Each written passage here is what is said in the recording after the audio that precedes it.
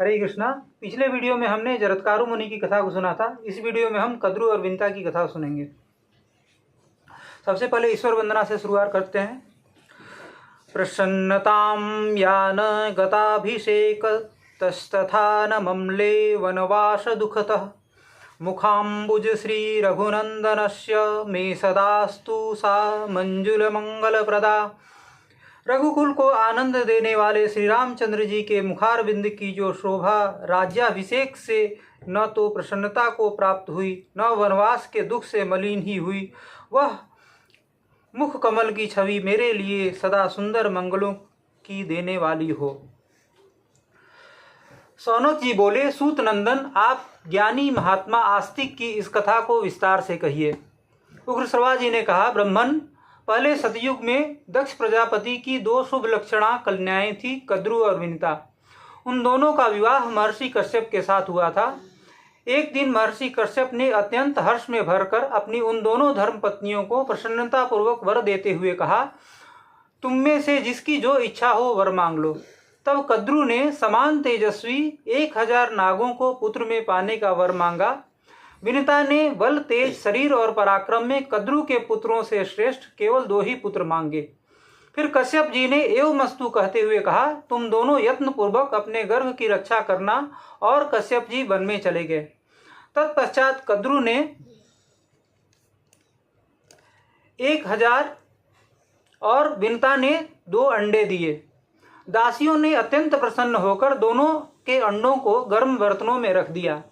तत्पश्चात 500 वर्ष पूरे होने पर कद्रु के 1000 पुत्र अंडों को फोड़कर बाहर निकलकर आ गए, परंतु विनिता के अंडों से उसके दोनों बच्चे निकलते नहीं दिखाई दिए। इससे पुत्रार्थिनी और तपस्विनी देवी विनिता सौत के सामने लज्जित हो गई। फिर उसने अपने हाथों से एक अंडा फोड़ डाला। फूटने से उस अंडे में विनिता ने अपने पुत्र को देखा। उसके शरीर का ऊपरी भाग पूर्ण रूप से विकसित एवं पुष्ट था, किंतु नीचे का आधा अभी अधूरा ही रह गया था। उस पुत्र ने क्रोध के आवेश में आकर विनिता को शाप दे दिया, माँ, तूने लोभ के वशीभूत होकर मुझे इस प्रकार अधूरे शरीर का बना दिया। मेरे समस्त अंगों को पूर्णतः विकसित एवं पुष्ट नहीं होने दिया। इसलिए जिस सौत के साथ तू लाग डांट रखती है, उसी की 500 वर्षों तक दासी बनी रहेगी। और माँ, यह जो दूसरे अंडे में तेरा पुत्र है, यही तुझे दासी भाव से छुटकारा दिलाएगा। किंतु माता, ऐसा तभी हो सकता है जब तू इस तपस्वी पुत्र को मेरी ही तरह अंडा फोड़कर अंगहीन या अधूरे अंगों से युक्त न बना देगी। इसलिए यदि तू बालक को विशेष बलवान बनाना चाहती है, तो 500 वर्षों तक तुझे धैर्य धारण करके इसके जन्म की प्रतीक्षा करनी चाहिए। इस प्रकार विनिता को शाप देकर वह बालक अंतरिक्ष में उड़ गया। तभी से प्रातः काल में जो लाली दिखाई देती है, उसके रूप में विनिता के पुत्र अरुण का ही दर्शन होता है। वह सूर्यदेव के रथ पर जा बैठा और उनके सारथी का काम संभालने लगा। तदनंतर समय पूरा होने पर सर्प संहारक गरुण का जन्म हुआ।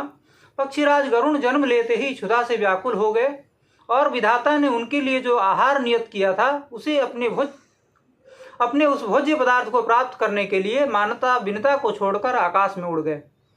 उग्रश्रवा जी कहते हैं, इसी समय कद्रु और विनिता दोनों बहनें एक ही साथ घूमने के लिए निकली। उस समय उन्होंने उच्चैःश्रवा नामक घोड़े को निकट से जाते हुए देखा। वह परम उत्तम अश्वरत्न अमृत के लिए समुद्र मंथन करते समय प्रकट हुआ था। उसमें अमोघ बल था। वह संसार के समस्त अश्वों में श्रेष्ठ उत्तम गुणों से युक्त, सुंदर, अजर एवं संपूर्ण शुभ लक्षणों से संयुक्त था। देवताओं ने उसकी भूरी भूरी प्रशंसा की थी। तब सौनक जी ने पूछा, सूत नंदन, अब मुझे बताइए कि देवताओं ने अमृत मंथन किस प्रकार और किस स्थान पर किया था, जिसमें वह महान बल पराक्रम से संपन्न और अत्यंत तेजस्वी अश्वराज उच्चैःश्रवा प्रकट हुआ। यहाँ पर इस कथा को समाप्त करते हैं। अगले वीडियो में हम समुद्र मंथन की कथा को सुनेंगे। हरे कृष्णा।